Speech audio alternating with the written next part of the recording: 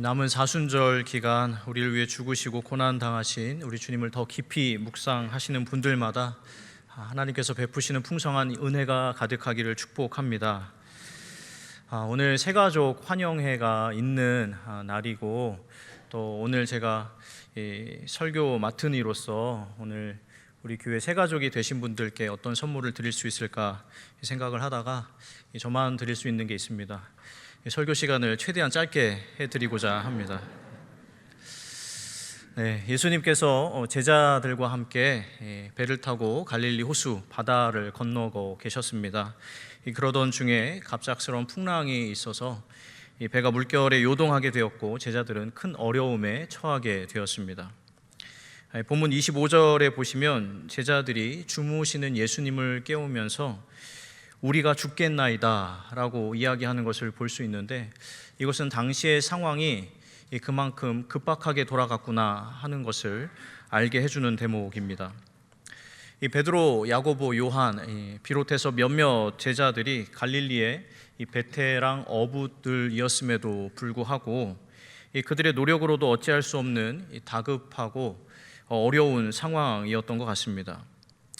아마도 제자들은 당시 상황을 극복하기 위해서 많은 노력을 기울였을 겁니다. 물도 퍼내고 노도 열심히 저어보고, 그리고 안에 있는 무거운 물건들도 던져가면서 이 들이닥친 풍랑에서 벗어나려고 할 수 있는 노력들을 다 동원했을 겁니다. 그러나 제자들만의 노력으로는 이 문제를 해결할 수 없게 되자 이 제자들은 마지막 지푸라기를 잡는 심정으로 주무시는 예수님을 깨우게 됩니다. 결국 예수님은 이 제자들의 아우성으로 인해서 잠에서 깨어나셨습니다. 그런데 잠에서 깨어나셔서 하시는 말씀이 26절 앞부분을 가능하신 분은 함께 읽어보았으면 합니다. 오늘 본문 26절 앞부분입니다. 함께 읽습니다. 예수께서 이르시되 어찌하여 무서워하느냐, 믿음이 작은 자들아 하시고. 여기까지만 읽으셔도 됩니다. 깨어나셔서 하시는 말씀이, 얘들아 너희가 풍랑으로 인해서 고생이 많았구나, 또는 너희끼리 고생하기 전에 나를 먼저 깨우지 그랬니?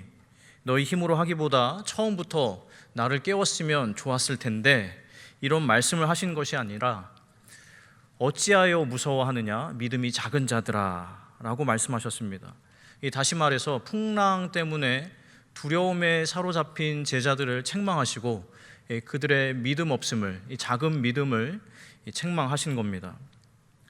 그런데 여러분, 상식적으로 생각해 보면 배가 요동치고 있고 물결이 덮쳐오는데 이 베테랑 어부들조차도 이런 상황에 그대로 있으면 죽을 수도 있겠구나 하는 생각이 들어서 주여 우리가 죽겠나이다 라고 비명을 지르는 상황인데, 여러분, 그런 상황에서 주무시는 예수님의 모습이 자연스럽습니까? 아니면 인간의 힘으로 어찌할 수 없는 자연재해, 이 상황에 자연의 위력 앞에서 두려워하고 공포심에 사로잡힌 제자들의 모습이 자연스럽습니까? 당연한 얘기지만 일반적인 상식을 기준으로 한다면 제자들의 반응은 자연스럽고 하등 문제가 될 것이 없는 모습입니다. 그런데 되려 예수님은 이 거대한 자연 앞에서 두려워하는 제자들을 책망하시고 그들의 믿음이 작다라고 지적하신 겁니다. 그렇다면 여러분, 이 당시 예수님께서 제자들에게 기대하셨던 것은 무엇일까? 큰 풍랑으로 인해서 두려움에 사로잡힐 수밖에 없는 제자들에게 당시 예수님은 사실 아무 일 없다는 듯이 주무시고 계셨던 그 상황에서 예수님께서 제자들에게 기대하셨던 모습, 기대하셨던 믿음은 어떤 믿음이고 어떤 모습이었을까 함께 생각해 볼 필요가 있습니다. 여러분, 그 전에 잠깐 저하고 여러분 우리의 이야기를 해보겠습니다. 사실 저는 오늘 본문을 보면서 오늘 본문 속 제자들 모습이 우리 인생의 모습, 우리들 모습하고 참 비슷하구나 하는 생각을 하게 됐습니다. 어쩌면 오늘 이 자리에 오신 이 새가족 분들 중에도 다른 사람에게 이야기하지 못하는 이런저런 일들 때문에 예수님의 도움을 간절히 바라는 마음으로 오늘 이 자리까지 오신 분들도 계시지 않을까 하는데, 저하고 여러분도 인생이라는 바다를 항해하면서 생각지도 못한 이 폭풍우와 풍랑을 만나게 될 때가 있고, 그런 순간에 처하면 이런저런 노력을 하다가 오늘 본문의 제자들처럼 마지막에 다급하게 예수님을 흔들어 깨우고 찾게 되는 순간이 있다라는 겁니다. 또 평소에 신앙생활 할 때는 하나님께서 내 인생을 주관하고 계시고 임마누엘의 주님께서 내 인생에 함께하고 계시다라는 것을 잘 알겠는데, 내 힘으로 감당하기 힘든 풍랑을 만나게 될 때면 예수님께서 고생하는 제자들을 놔두고 한켠에서 주무셨던 것처럼 나와 함께하고 계시는 걸 알긴 알겠는데 마치 함께 계시지 않는 것처럼 여겨지고, 내가 처한 어려움 앞에서도 응답하시지 않고 침묵하시는 것처럼 느껴지는 순간이 인생에 있다라는 겁니다. 그러나 여러분, 분명한 것은 오늘 본문에서 예수님께서요, 주무셨을지언정 제자들이 탄 배에 함께 타고 계셨다라는 사실이고, 마찬가지로 우리 주님은 저하고 여러분이 항해하고 있는 우리 인생의 배에 이미 함께 하고 계시다라는 사실은 분명합니다. 우리 주님은요, 저 멀리 혼자 하늘나라에 저 구중궁궐에 계시지 않고 우리 인생의 여정에, 항해에 함께 하고 계십니다. 그러면 여러분, 무엇이 문제인가? 예수님이 저하고 여러분 우리와 함께 하고 계시기는 한데, 함께 하고 계시다라는 것을 알기는 알겠는데, 여러분, 문제는 함께 계시는 예수님께서 때로는 우리가 있는 그 자리에 안 계시는 것처럼, 마치 주무시는 것처럼 그 상황에 대해서 침묵하실 때가 있다라는 겁니다. 이 당시 제자들은요, 예수님을 흔들어서 깨울 수라도 있었는데, 우리의 경우 예수님을 아무리 찾고 부르고 의지하고 기다려도 응답해 주시지 않고 마치 안 계신 것처럼 침묵할 때가 계시는데, 사실은 이런 순간이야말로 우리 신앙에 있어서 가장 힘든 순간이라고 할 수 있습니다. 그래서 오늘 본문에서 제자들은요, 마지막에 지푸라기 잡는 심정으로 주무시는 예수님께 뭐라도 해달라고 흔들어 예수님을 깨우면서 도움을 요청했는데, 예수님께서는요, 이 도대체 나를 왜 깨웠냐는 듯이 두려움이 사로잡힌 제자들에게 믿음이 작다라고 말씀하신 겁니다. 그러면 여러분, 오늘 본문 상황에서 예수님께서 제자들에게 바라셨던 믿음은 어떤 믿음이었는가? 제자들 믿음이 작다라고 하셨는데 주님께서 제자들에게 바라셨던 큰 믿음은 어떤 믿음인가? 우리 함께 24절 말씀을 읽어보고 조금 더 생각해 보도록 하겠습니다. 24절 말씀을 함께 읽겠습니다. 시작. 바다에 큰 놀이 일어나 배가 물결에 덮이게 되었으되 예수께서는 주무시는지라. 여러분, 이전에도 아마 오늘 본문 여러 차례 접하시고 읽고 묵상하신 분들 계실 거라 생각합니다. 혹시 여러분, 그러면 이전에 오늘 본문 보시면서 궁금한 것 있지 않으셨나요? 저는 예전에 오늘 본문 볼 때마다 궁금한 것이 있었는데, 어떤 것인가 하냐면 예수님께서 도대체 이런 상황에서 어떻게 주무셨을까 하는 생각을 자주 했었습니다. 이 제자들은 죽을 수도 있겠다 여겼던 이 상황에서 예수님 도대체 어떻게 해서 그렇게 고나게 잠을 주무셨을 수 있었을까 너무 궁금했습니다. 이에 대해서요, 설교자들이나 학자들은 크게 두 가지 이야기를 합니다. 하나는 예수님 신성의 측면에서 예수님께서 물 위를 걸어오신 분인데 물 위에서 주무시는 것도 아니고 흔들리는 배 위에서 주무신다 한들 그것이 무슨 대수인가 이야기하는 사람들이 있고요.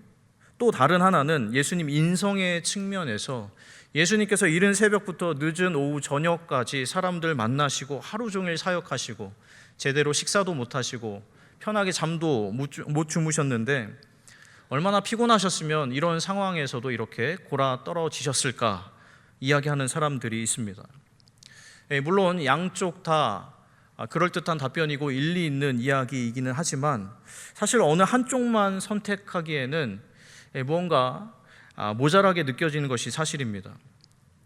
그래서 저도 이 말씀을 묵상하고 생각하다가 도대체 예수님이 어떻게 해서 주무셨을까 생각하다 문득 이런 생각이 들었습니다. 어떤 생각이 들었는가 하냐면, 그래, 예수님께서 당시 그 상황에서 주무셨던 것은 주무실 만하니까 주무셨겠지. 예수님 주무신 것은 주무셔도 되니까 주무셨겠지 하는 생각이 들었습니다. 여러분, 무슨 얘기입니까? 조금 다르게 표현하자면 예수님 주무신 것은요, 배가 뒤집히지 않으니까 주무신 겁니다. 주무셔도 되니까 주무신 겁니다. 여러분, 한번 생각해 보시길 바랍니다. 예수님께서요, 제자들이 그 배에 함께 타고 있다는 사실을 모르셨습니까? 잘 알고 계셨습니다. 이미 알고 계셨습니다. 그럼에도 풍랑을 만난 배에서 주무신 것은 사실 배가 뒤집히지 않을 것이라는 사실을 아셨기 때문에 주무셨다라는 이야기입니다. 그러면 여러분, 이제 중요하게 생각해 볼 것이, 풍랑으로 배가 요동하고 물이 들이닥치는 상황이지만 그럼에도 예수님께서 아무 일 없다는 듯이 고나게 주무셨는데, 만약에 여러분 당시의 제자들에게 작은 믿음이 아니라 그보다 큰 믿음이 있었다면, 예수님께서 기대하셨던 그런 믿음이 있었다면, 조금 더 깊고 견고한 믿음이 제자들에게 있었다면 제자들이 보여주는 모습은 달라졌을 것이다 하는 생각을 하게 됩니다. 여러분, 어떻게 생각하실지 모르겠지만 저는 오늘 본문을 보면서요, 혼자 이런 상상을 해봤습니다. 만약에 제자들에게 조금 더 나은 믿음이 있었다면 그 믿음으로 두려움과 공포에 사로잡혀서 예수님을 흔들어 깨우기보다 예수님에 대한 신뢰함으로, 예수님에 대한 분명한 믿음으로 곤히 주무시는 예수님 그 옆에 함께 누울 수 있지 않았을까? 예수님에 대한 믿음으로 예수님 옆에 함께 누워서 잠을 청할 수 있지 않았을까? 이런 상상을 해봤습니다. 여러분, 우리 모두는 예수를 그리스도로 믿는 믿음의 사람들입니다. 그런데 저하고 여러분, 우리의 믿음은 다 같지 않습니다. 천차만별입니다. 어떤 사람의 믿음은 견고하지만 어떤 사람의 믿음은 그렇지 못합니다. 어떤 사람의 믿음은 뜨겁지만 어떤 사람의 믿음은 차갑습니다. 그러면 여러분, 예수님께서 그런 저하고 여러분에게 바라는 믿음은 어떤 믿음이겠습니까? 우리 주님께서 저하고 여러분에게 기대하시는 믿음은 어떤 믿음이겠습니까? 저는 우리 주님께서 저하고 여러분, 우리에게 로봇이나 기계처럼 완벽한 믿음, 한치의 오차도 없는 믿음을 기대하시지 않는다고 생각합니다. 위대한 신앙의 인물들도 다 믿음의 위기, 신앙의 위기가 있었습니다. 다윗도, 베드로도, 바울도 다 믿음의 위기가 있었습니다. 다만 저는요, 우리 주님께서 저하고 여러분에게 기대하시는 믿음은 조금씩 성장하는 믿음이라고 확신합니다. 어제보다 오늘, 오늘보다 내일, 내일보다 모레 조금씩 주님을 더 신뢰하게 되는 그런 믿음을 우리에게 기대하신다라는 이야기입니다. 믿음이 없는 사람은 믿음을 갖게 되기를 바라시고, 믿음이 작은 사람은 더 큰 믿음을 갖게 되길 바라시고, 믿음이 연약한 사람은 믿음이 견고해지기를 바라신다라는 이야기입니다. 왜냐하면 제자는요, 완성된 사람이 아니라 부족하지만 계속해서 성장해 가는 사람이기 때문입니다. 자신의 부족함을 인정하는 가운데 스승을 따라가는 사람이 제자이기 때문입니다. 여러분, 우리 인생에 풍랑이 있습니다. 어떤 인생도 풍랑이 없는 인생은 없습니다. 그렇게 우리 인생에 이런저런 풍랑이 찾아올 때 우리는 오늘 본문의 제자들처럼 예수님을 찾게 됩니다. 물론 그렇게 주님을 찾는 것이 잘못된 것도 아니고 틀린 것도 아닙니다. 아예 예수님을 찾지 않고 자기 힘으로 해보려고 하는 것보다 훨씬 더 낫고 훨씬 더 훌륭한 것입니다. 그런데 여러분, 한번 생각해 보시길 바랍니다. 제자들이 예수님을 찾을 때 어떤 모습이었습니까? 두려움에 사로잡혀서, 공포에 사로잡혀서 예수님을 찾았습니다. 마찬가지입니다. 저하고 여러분이 예수님을 찾을 때의 모습은 어떠합니까? 제자들처럼 두려움과 공포, 근심, 걱정, 염려에 사로잡혀서 예수님을 찾을 때가 더 많지는 않습니까? 예수님을 찾기는 찾지만 여전히 근심하고 여전히 걱정하고 있지는 않습니까? 그러나 하나님 사랑하시는 성도 여러분, 특별히 하나님 인도하신 가운데 영락의 가족이 되신 새가족 여러분, 꼭 기억하시길 바랍니다. 우리 주님은요, 모든 문제보다 더 크신 하나님이십니다. 그분은 모든 문제의 주관자가 되시고 말씀만으로 바람과 바다를 잔잔하게 하신 하나님이십니다. 그러면 저하고 여러분, 우리가 그분을 조금 더 그분답게 믿어야 하지 않겠습니까? 조금 더 하나님을 하나님답게 믿을 수 있어야 하겠습니다. 여러분, 오늘 본문에서 예수님께서 제자들에게 너희가 어찌하여 두려워하느냐 책망하신 것은요, 다름 아니라 너희가 여전히 나를 나답게 믿지 못하느냐 말씀하신 겁니다. 맹인이 보며 못 걷는 사람이 걷고 나병 환자가 깨끗함을 받고 못 듣는 자가 듣고 죽은 자가 살아나는 것을 너희가 보지 않았느냐라고 반문하시는 것과 같습니다. 바라기는 저하고 여러분이 우리 예수님을 조금 더 예수님답게 믿는 그런 믿음의 소유자가 되기를 축복합니다. 심지어 우리 주님께서 때때로 침묵하시고 응답이 없으시더라도 오늘 본문에서처럼 예수님께서 주무시는 것처럼 여겨져도 그래, 예수님께 그만한 이유가 있겠지, 예수님께 다 뜻이 있고 계획이 있고 섭리가 있으시겠지, 모든 문제를 이미 알고 계시고 통치하실 수 있는 주님을 신뢰하면서 폭풍 한가운데서도 주님을 주님답게 신뢰함으로 주님 옆에 누울 수 있는 그런 믿음, 그런 믿음이 저하고 여러분의 있기를 주님의 이름으로 축원합니다. 말씀을 정리합니다. 이제 또 한 주가 시작되었습니다. 시간은 계속 흘러가고 저하고 여러분, 우리 인생의 여정과 신앙의 여정도 계속되어 갈 겁니다. 바라기는 저하고 여러분의 믿음이 흘러가는 시간 속에서 계속해서 성장해 가는 믿음이 되기를 바랍니다. 문제 앞에서 두려움과 근심으로 주님을 찾는 것을 넘어서 신뢰와 확신 가운데 문제보다 크신 주님을 바라볼 수 있는 저하고 여러분이 되기를 소망합니다. 그래서 마지막 때에 믿음을 보겠느냐 물으시는 주님 앞에 네 주님, 부족하지만 제가 주님을 믿습니다, 신뢰합니다 답하게 되는 저하고 여러분, 영락의 모든 성도님들이 될 수 있기를 주님의 이름으로 간절히 축원합니다. 기도하겠습니다. 믿음의 주여, 온전케 하시는 주님을 바라봅니다. 살아계신 주님, 저희에게 더 큰 믿음을 허락하여 주시옵소서. 저희의 믿음이 주님께 합당한 믿음이 되기를 소망합니다.